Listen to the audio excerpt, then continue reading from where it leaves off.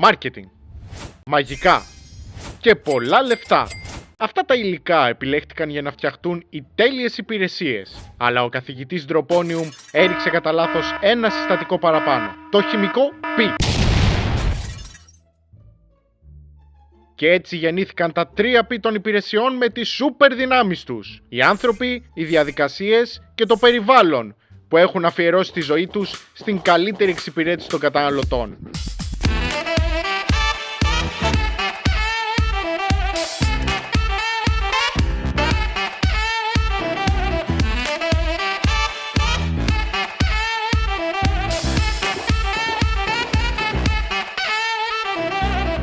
Σας το είπα ότι θα έρθουν, σας το είπα. Βασικά δεν μπορείτε να μου απαντήσετε τώρα, οπότε δεν ξέρω καν γιατί ξεκινάω με αυτή την ερώτηση. Αλλά ελπίζω να έχετε προετοιμαστεί για τα επόμενα 3P, τα οποία θα αναλύσουμε σε αυτό το επεισόδιο. Αυτά τα P προσθέθηκαν αργότερα για να συντροφεύσουν τα 4P που ήδη έχουμε παρουσιάσει στο σχετικό βίντεο, το οποίο σας προτείνω να δείτε αν δεν το έχετε δει ήδη. Μα τι φάση όμως, δεν μας έφταναν τα 4P, τρελαθήκαμε και απλά θέλαμε να βάλουμε κι άλλα? Η αλήθεια είναι πως όντως δεν μας έφταναν. Βλέπετε, πέρα από τα υλικά αγαθά όπως τα κινητά και τα αρώματα, υπάρχουν και προϊόντα όπως τα ταξίδια που δεν έχουν φυσική υπόσταση. Τέτοια προϊόντα ονομάζονται υπηρεσίες και τις διαχειριζόμαστε διαφορετικά, μιας και έχουν εντελώς άλλα χαρακτηριστικά. Ποια είναι αυτά τα χαρακτηριστικά, ακούω πολύ σωστά να ρωτάτε. Αρχικά οι υπηρεσίες είναι άειλες, δηλαδή δεν μπορούμε ούτε να τις αγγίξουμε ούτε να τις δούμε. Για παράδειγμα, μπορείτε να παρακολουθήσετε βίντεο του καναλιού, μπορείτε να τα έχετε στην καρδιά σας, την ψυχή και το μυαλό σας, μπορείτε να κάνετε και κανένα subscribe τώρα που το λέμε, ρε παιδί μου, αλλά δεν μπορείτε να τα κουβαλήσετε και να τα πάτε σπίτι ή να δείτε τη γνώση που ελπίζω να λαμβάνετε. Γι' αυτό κιόλας πολλές υπηρεσίες δεν αποθηκεύονται. Αν σε μια προβολή ταινία στο σινεμά μια θέση είναι κενή,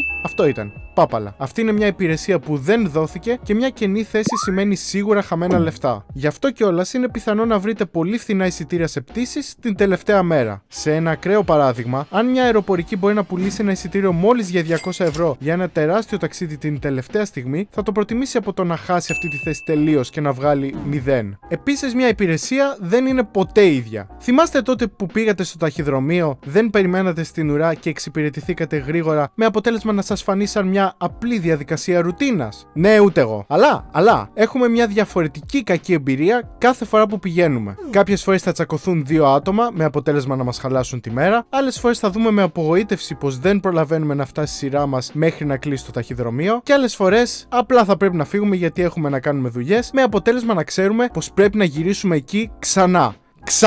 Σε αντιδιαστολή με αυτό όμως, αν παίρνουμε το ίδιο μοντέλο κινητού συνέχεια, θα είναι το ίδιο προϊόν. Δεν αλλάζει. Από το προηγούμενο παράδειγμα, καταλαβαίνουμε επίσης πως τόσο εμείς όσο και το timing παίζουμε πολύ σημαντικό ρόλο στην παροχή υπηρεσιών. Ας πούμε, αν η μέρα μας είναι άσχημη, μπορεί να έχουμε μια κάκιστη εμπειρία όταν πάμε να δούμε από κοντά μια παράσταση stand-up comedy. Μπορεί μέχρι και να θέλουμε να γιουχάρουμε την κωμικό που βρίσκεται στη σκηνή. Παρ' όλα αυτά, είναι πιθανό η παράσταση να είναι καταπληκτική και να μην φταίει η κωμικός, αλλά η διάθεσή μας που δεν ήταν η κατάλληλη εκείνη τη μέρα. Κατά κάποιο τρόπο συμμετέχουμε και εμείς στην παραγωγή της συγκεκριμένης εμπειρίας και μπορούμε είτε να τη βελτιώσουμε είτε να τη χειροτερεύσουμε. Τέλος, είναι πολύ πιο δύσκολο να προβλέψουμε πώς θα νιώσουμε από την παροχή μιας υπηρεσίας. Αφού δεν μπορούμε να τη δούμε ή να την αγγίξουμε, η μόνη ώρα που πραγματικά μπορούμε να την αξιολογήσουμε είναι όταν την καταναλώσουμε. Βέβαια, η αλήθεια είναι πως με την άνοδο του ίντερνετ αυτό μπορεί να τύχει πλέον και με τα υλικά προϊόντα, αλλά αξίζει να το τονίσουμε.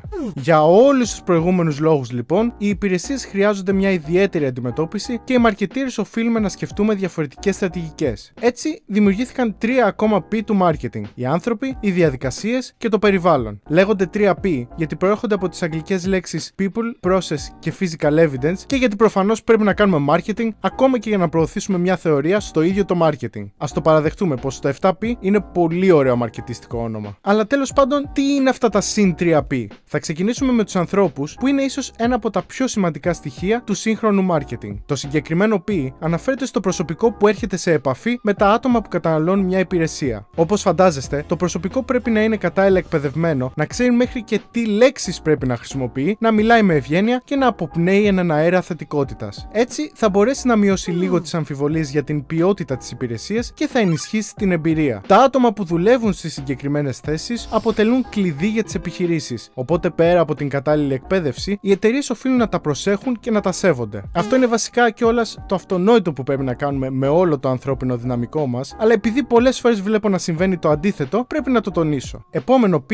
είναι οι διαδικασίες. Το να ορίσουμε τις διαδικασίες είναι λίγο δύσκολο, αλλά ουσιαστικά σχετίζονται με τον τρόπο που προσφέρουμε τις υπηρεσίες. Και επειδή αυτό δεν βγάζει πολύ νόημα έτσι από μόνο του, νομίζω πως καλό είναι να δούμε ένα παράδειγμα. Ας πούμε πως έχουμε ένα ξενοδοχείο. Μέρος των διαδικασιών είναι το πώς θα καλωσορίσουμε ένα άτομο που έχετε να διανυκτερεύσει, πώς θα ετοιμάσουμε το δωμάτιο πριν μπει, πόσες πετσέτες θα αφήσουμε και κάθε πότε θα τις αλλάζουμε, πώς θα αντιμετωπίσουμε οποιοδήποτε θέμα προκύψει, όπως παραδείγματος χάρη αν βρεθεί μια αράχνη σε ένα δωμάτιο, πώς θα κάνουμε το check-out και ούτω καθεξής. Όλα αυτά τα ξεχωριστά στοιχεία θα βοηθήσουν να βελτιωθεί η διανυκτέρευση και θα οθήσουν το άτομο να μας επισκεφτεί ξανά ή να διαδώσει την αξία μας. Τέλος, το 7ο και τελευταίο P είναι το περιβάλλον. Το περιβάλλον αναφέρεται σε όλα τα στοιχεία των υπηρεσιών που το άτομο μπορεί να αντιληφθεί. Αν πάρουμε ξανά το παράδειγμα του ξενοδοχείου, είναι το κτίριο καθαρό και τα δωμάτια χωρίς αράχνες? Είναι άνετες οι πολυθρόνες κάτω στη ρεσεψιόν? Ακούγεται η κατάλληλη μουσική? Ταιριάζουν τα χρώματα στο δωμάτιο μεταξύ τους? Είναι ευρύχωρο? Όλα αυτά τα ερωτήματα περνάνε από το μυαλό μας σε δευτερόλεπτα όταν πρέπει να επεξεργαστούμε την αξία μιας υπηρεσίας. Και όχι μόνο αυτό, αλλά μια θετική πρώτη εντύπωση μπορεί να μας ανακουφίσει και να μας πείσει πως κάνουμε μια πολύ καλή επιλογή, ανεβάζοντας την ικανοποίησή μας από πάρα πολύ νωρίς, ενώ μια αρνητική πρώτη εντύπωση μπορεί να μας απογοητεύσει. Ίσως έπρεπε να βάλουμε Spider Trigger Warning.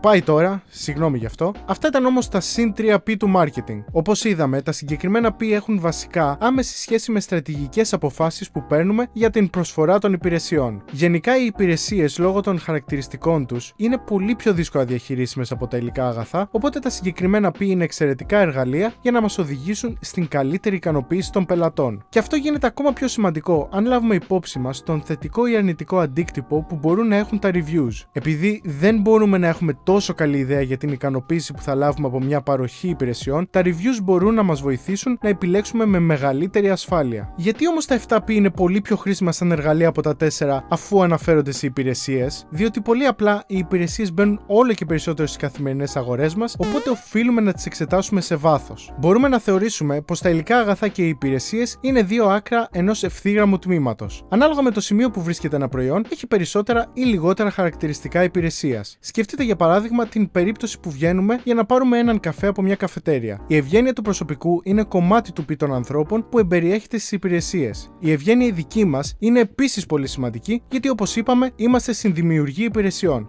και γιατί πρέπει να φερόμαστε σωστά. Τελικά όμως, τον καφέ θα τον πιούμε, οπότε το προϊόν στο σύνολό του είναι κυρίως υλικό αγαθό, αλλά εμπεριέχει λίγο και την υπηρεσία. Και αυτό συμβαίνει με τη συντριπτική πλειονότητα των υλικών αγαθών που θα σκεφτείτε. Οπότε, μιας και ζούμε στην εποχή των υπηρεσιών, τα 7P είναι πολύ πιο σημαντικά από τα 4. Και τέλος. Τώρα που μιλήσαμε για τα 7P, μπορούμε να πούμε πως έχουμε καλύψει το πιο σημαντικό κομμάτι της βάσης του marketing. Και έτσι μπορώ και εγώ να τα αναφέρω πιο άνετα από εδώ και πέρα. Επίσης, τώρα που το βλέπω, μπορώ να κλαδέψω και το φυτό που έχει ξεφύγει λίγο. Αλλά τέλος πάντων, θα τα πούμε στο επόμενο επεισόδιο που αναμένεται ανατρεπτικό. Τι? Δεν έχετε κάνει ακόμα subscribe? Κάντε subscribe, like και share αν σας άρεσε το βίντεο. Ακολουθήστε τα social media του καναλιού. Αυτά. Καλή συνέχεια.